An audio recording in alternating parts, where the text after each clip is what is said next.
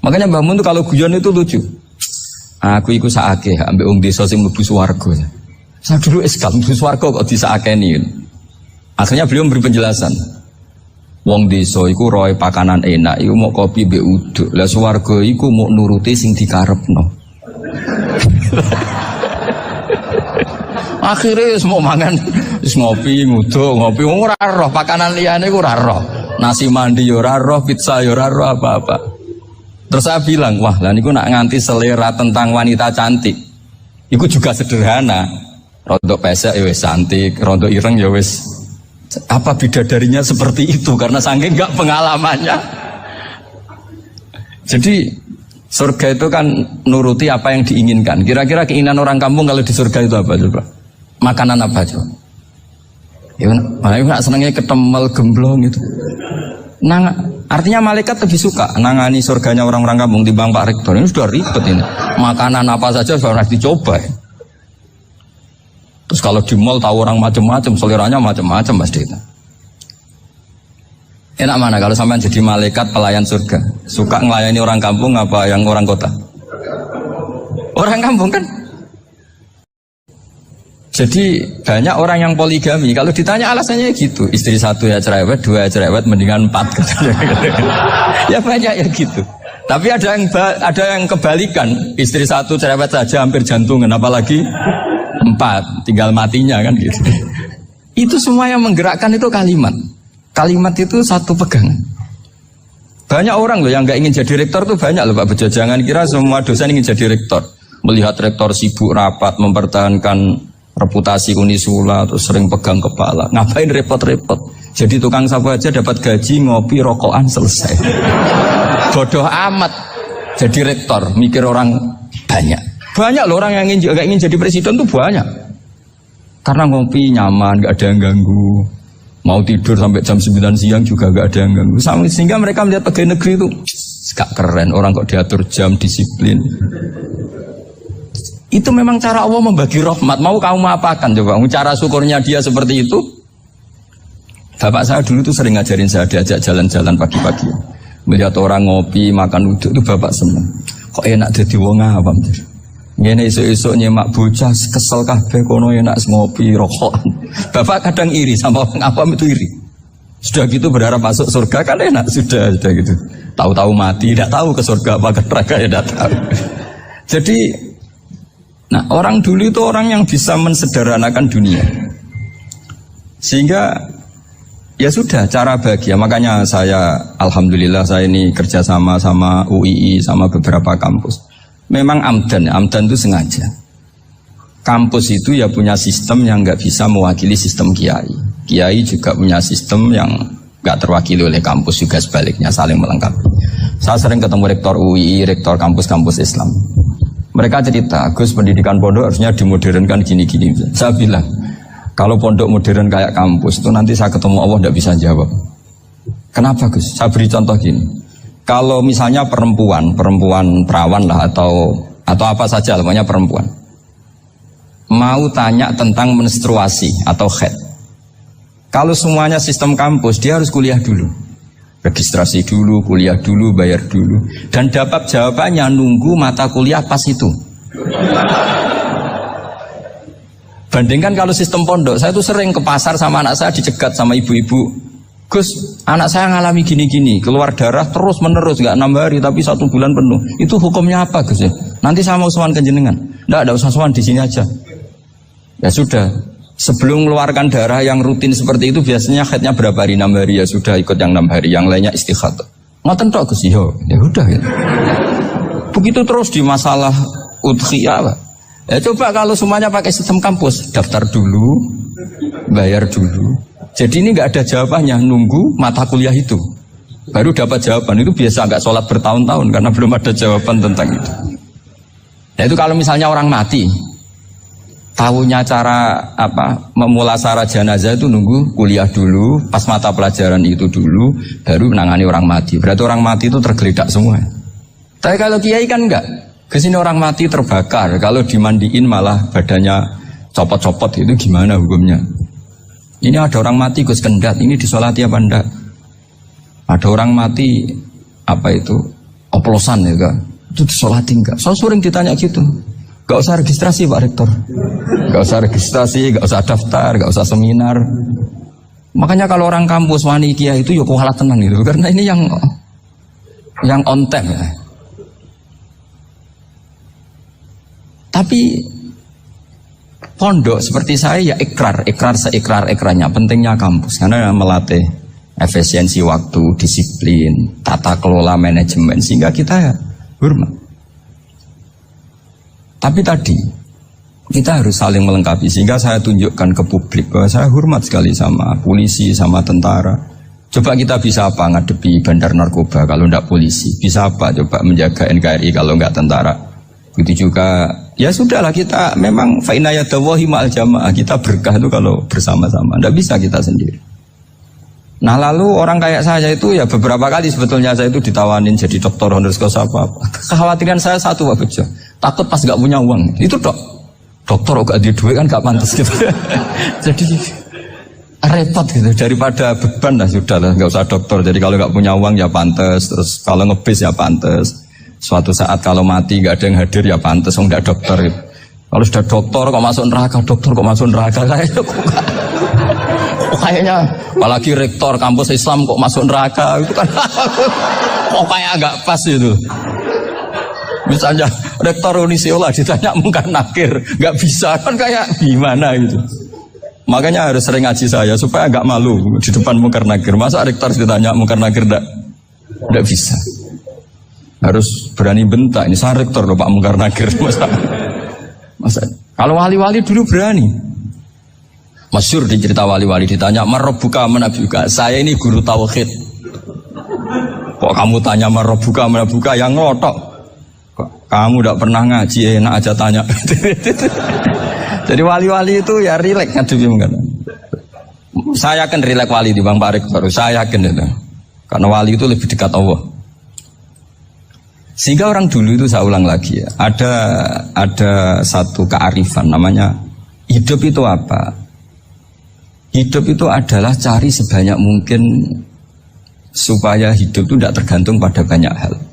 Sehingga misalnya cara berpikir orang-orang modern itu sebenarnya banyak orang-orang ilmuwannya nggak ngagumi Amerika. Bukan karena angkuh ndak. Untuk mempertahankan kebesaran negara sebesar itu, kebutuhan listriknya besar, kebutuhan tentaranya besar, kebutuhan apa? Sementara negara kayak Venezuela atau Swiss kebutuhannya ada banyak. Pertanyaannya, yang tergantung dengan banyak hal sama yang tidak tergantung banyak hal itu pinter mana? Kalau dibalik pertanyaannya gitu, negara-negara maju itu tidak keren kalau dibalik pertanyaannya. Orang yang untuk mempertahankan eksistensinya banyak, butuh banyak hal dengan yang tidak butuh banyak hal itu pinter mana? Orang yang bahagianya nunggu jadi dokter, nunggu jadi kiai besar, kiai viral, dengan orang yang bahagia cukup dengan ngopi itu pinter mana? Tapi kalau dibalik pertanyaannya, orang yang tahunya nikmat hanya kopi dengan nikmat yang banyak, pinter mana?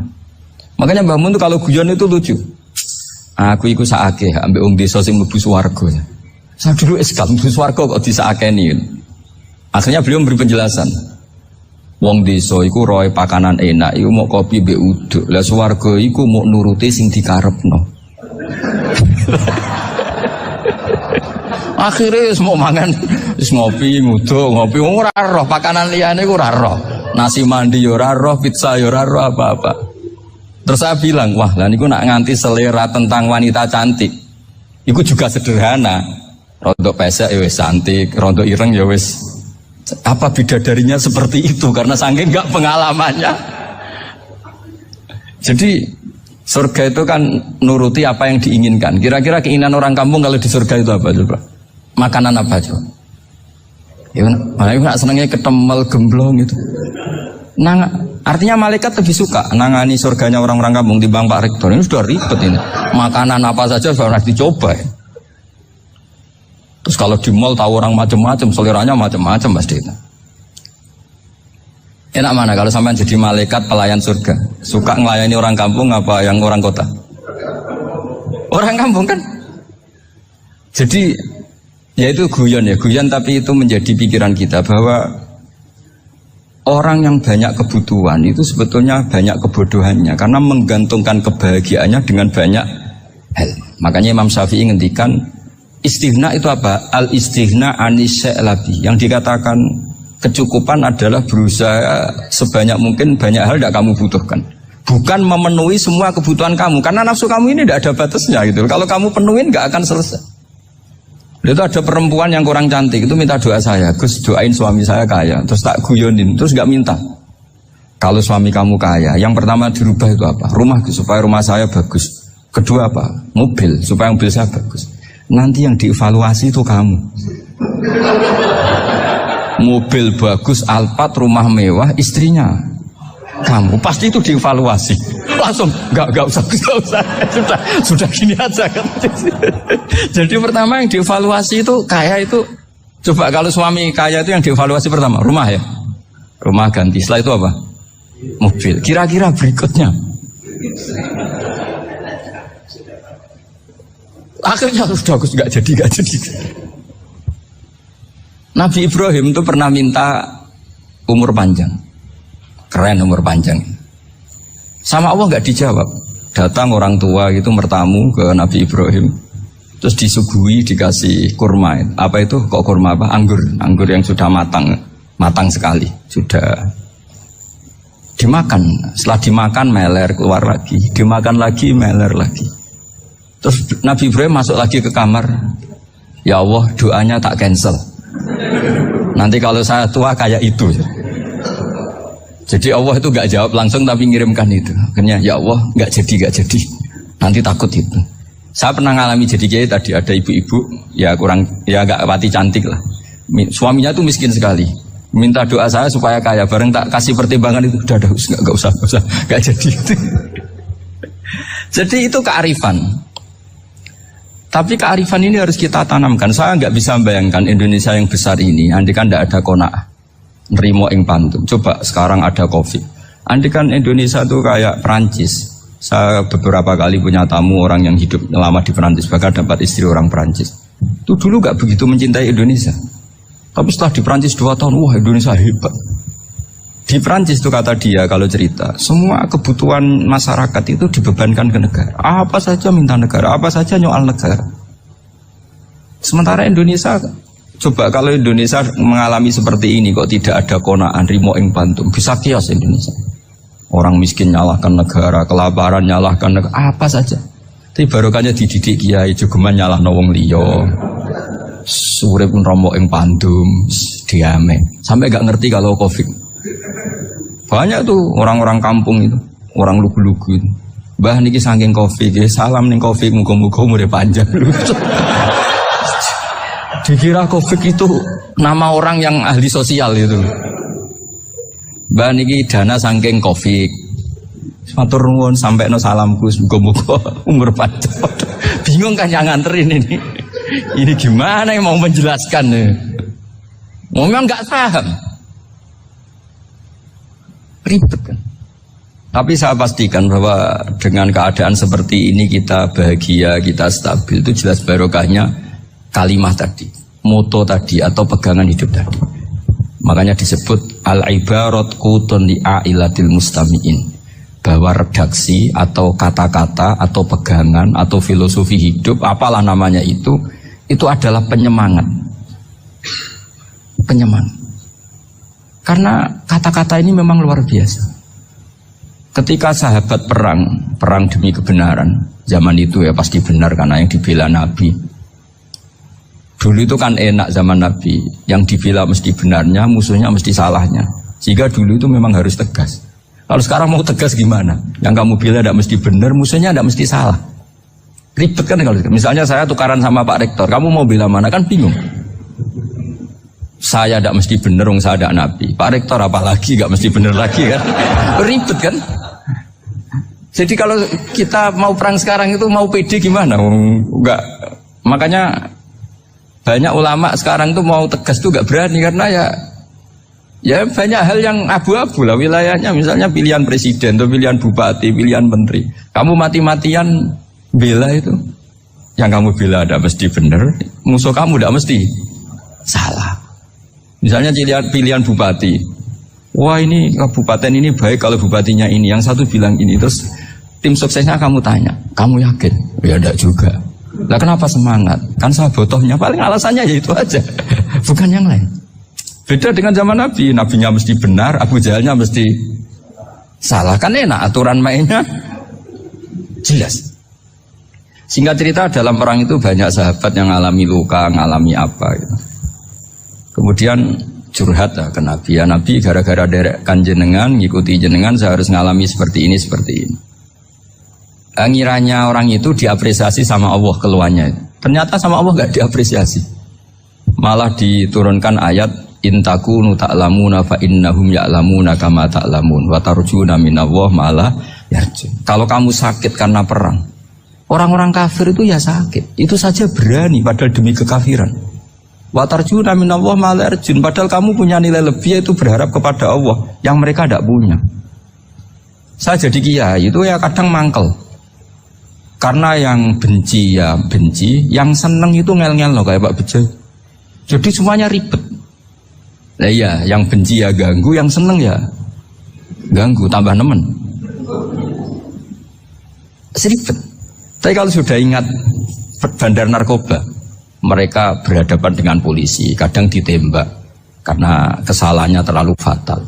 Antar persaingan mereka juga bisa tembak-tembakan karena merebut pasar narkoba. Itu saja mereka berani.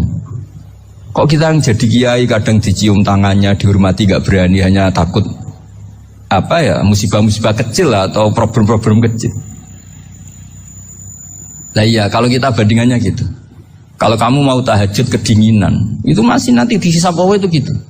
Maling ayam itu keluar malam-malam, hanya dapat ayam. Itu gak takut dingin. Ya gak takut digebuki masa. Kamu mau tahajud saja takut dingin. Makanya nanti hisabnya orang soleh itu nanti dijajarkan orang dolim. Terus diperbandingkan. Wah itu habis kamu kalau itu. Jadi misalnya Unisola mau rapat, tapi ini malam, kalau malam dingin nanti sama masuk angin. Anak-anak pang di perapatan aja berani kamu. Kalau sudah perbandingannya gitu tuh ribet kita nanti. Makanya itu kalimat itu moto atau filosofi hidup. Sehingga diulang lagi nasihat itu. Iyam saskum korhun fakodu masal koma korhum mislu. Kalau kamu kena luka, orang-orang yang nggak benar juga akan kena luka. Itu aja berani demi ketidakbenaran. Masa kamu demi kebenaran nggak berani? Akhirnya orang itu, ya itu kalimat, itu heroik. Makanya kita ini penting ya. Makanya tadi himne Unisula dimulai kalimat thayyibah. Karena kalimat ini yang menjaga kita, kalimat ini. Misalnya tentang Tuhan. Kenapa orang Islam imannya kokoh seperti ini, termasuk yang sudah hidup di Amerika, di Australia, di mana-mana. Itu ya barokahnya ajaran atau barokahnya kalimah. Saya sebut kalimah saya pakai bahasa santri. Karena la ilaha illallah itu dalam tradisi santri disebut kalimatu haqqin alaiha nahya wa alaiha namut wa alaiha nub'ats. Ada yang riwayat wa biha nub'ats insyaallah taala minal aminin. Kenapa mereka di mana-mana meskipun sekolah di Amerika, di Australia, bahkan di Uni Soviet tetap mukmin? Itu barokahnya ajaran yang benar. Allah itu siapa? Tuhan. Tuhan itu sifat dasarnya apa? Awal. Dia harus wujud awal sebelum makhluk yang lain. Sehingga ketika ada negara yang maju, yang tertib, manajemennya tertib, masyarakatnya makmur, tapi punya Tuhan yang tidak seperti itu, tidak awal, itu sudah gak nyaman. Karena ndaklah keren Tuhan saya, karena Tuhan saya itu al-awwal, zat yang pertama. Tuhan saya keren lah, zat yang gak mati. Tuhan yang gak mati, yang gak pernah mengalami kematian. Sehingga tontonan atau yang dilihat kenikmatan-kenikmatan yang lain ini tidak mengubah dia pendirian tentang Tuhan. Karena mantapnya satu kalimat tadi, bahwa Tuhan itu ya harus satu, harus awal, harus tidak mati, tidak rusak, tidak mengalami apa-apa yang membahayakan. Sehingga ketika ditawarin Tuhan yang lain, meskipun menjanjikan secara finansial atau kemakmuran, mereka gak tertarik. Itu coba, itu barokahnya makmur apa barokahnya ajaran? Barokahnya ajaran. Sering negara Islam itu kalah makmur dengan mereka, tapi barokahnya ajaran ini tetap apa? Tetap Islam. Makanya Nabi Ibrahim, Nabi yang sukses bikin wa ja'alaha kalimatam baqiyatan fi aqibi. Sehingga kita ini bukti sama orang tua misalnya, itu ya karena ajaran. Suwargamu itu karek wong tuamu. Nak wong tuamu ridho, Allah ridho. Nak ora ridho, Allah ora ridho. Ridho fi ridhol walidain wa sakhatu wa sukhtu fi sakhatil. Sehingga ketika ada orang tua yang agak brengsek gitu, anak-anak tetap hormat. Punya orang tua yang miskin, yang sudah miskin, tukang tombok nomor, banyak kan di kampung gitu. Ya tetap hormat. Coba kalau dari awal kita ngajari orang tua kamu hormati ya, kalau baik, kalau tidak usah. Bisa geger Indonesia. Tapi barokahnya ajaran-ajaran itu Indonesia tertib karena ada ajaran. Nah ini di sini pesantren dan Unisula semua harus berkontribusi membuat ajaran yang benar itu adalah ciri utama Islam. Sehingga Islam ini dimulai dengan ajaran kalimatu haqqin alaiha nahya wa alaiha namut. Sehingga kita tenang seperti ini. Saya ini termasuk kiai yang tenang. Meskipun kata orang banyak saya ini kiai besar, tapi termasuk kiai yang paling tenang. Termasuk yang paling tenang. Karena saya ini pakai mazhab orang-orang hebat. Saya berkali-kali cerita, orang kayak Imam Syafi'i itu orang yang luar biasa. Saya berkali-kali cerita, orang yang tadi nyium tangan kamu ya Imam Syafi'i, di belakang tuh ngerasani kamu, menghujat kamu. Jawabannya enak saja. Berarti saya alhamdulillah orang yang wibawa. Buktinya di depan saya nggak berani. Jadi enteng saja. Diceritain sebagian kampung, sebagian separuh dari warga kamu itu nggak suka kamu. Ya bagus lah nggak suka saya, nggak akan utang duit saya. Di mana-mana orang utang tuh karena teman dekat. Kalau nggak seneng pasti minimal nggak utang, nggak pinjam mobil, nggak pinjam apa. Berkah mana yang seneng sama yang gede? Jadi dianggap enteng saja. Semua yang dialamin dianggap enteng saja. Misalnya punya istri pemarah, ya baguslah marahin suami. Kalau marahin tonggo malah ribet. Jadi kamu harus terima kasih kalau dimarahin istri. Baguslah marahin saya mah, kalau marahin tonggo ribet. Jadi enteng saja. Tapi kita sekarang itu karena nafsu ya, sehingga menghadapi hidup ini ribet. Ulama dulu kalau mau mati itu senengnya bukan main. Sudah lama saya ini ingin gak maksiat. Kayaknya gak maksiat paling efektif itu mati. Ya tidak apa-apa Gusti, kalau sebaiknya mati ya mati aja. Enteng saja. Jadi melihat kematian itu akhir dari segala keburukan atau potensi keburukan. Apapun baik kita sekarang, suatu saat mungkin kita gak baik. Yang bisa menghentikan ketidakbaikan atau potensi ketidakbaikan itu apa coba? Mati kan? Berarti mati itu mengerikan apa menyenangkan? Mesti kamu tidak berani menjawab.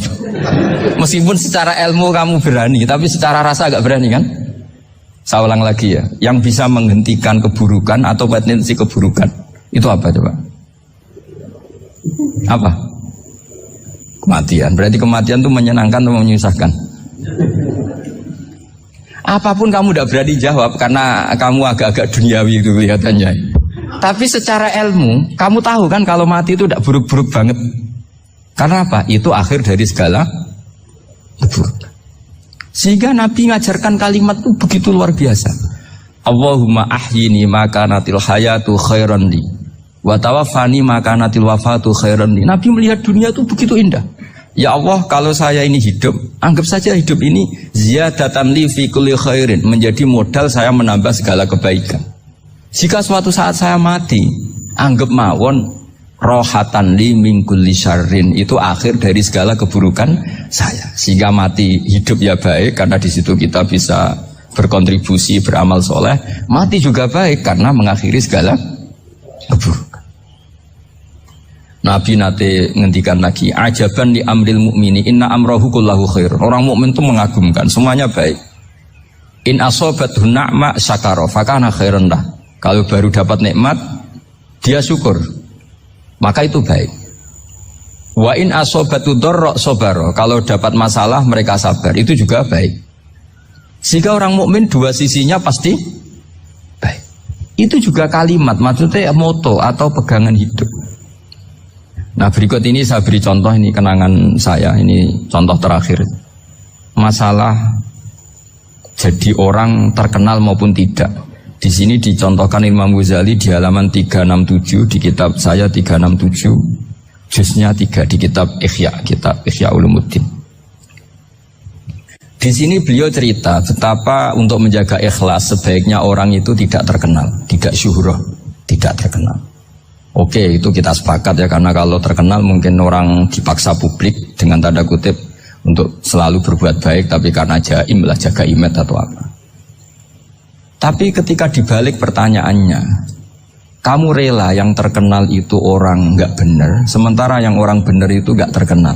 Lalu masyarakat tahunya yang tidak benar. Kalau pertanyaannya dibalik gitu, orang baik wajib terkenal enggak? Kalau pertanyaannya dibalik seperti itu, dokter yang benar tidak terkenal, yang malpraktek terkenal. Kamu ingin kondisi seperti itu? Gak ingin kan? Kampus yang bagus gak terkenal, kampus yang bagus gak terkenal, yang gak bagus. Nah, artinya apa? Gara-gara olah kata, olah pikiran, ini logika jadi rubah. Lagi-lagi apa? Jawaban itu ada di kata-kata sebetulnya. Makanya bab-bab seperti ini tidak usahlah kita berdebat, berpolemik. Sebaiknya orang itu humul, menutup diri. Apa sebaiknya orang terkenal itu nggak perlu seperti itu. Sudah terserah Tuhan saja.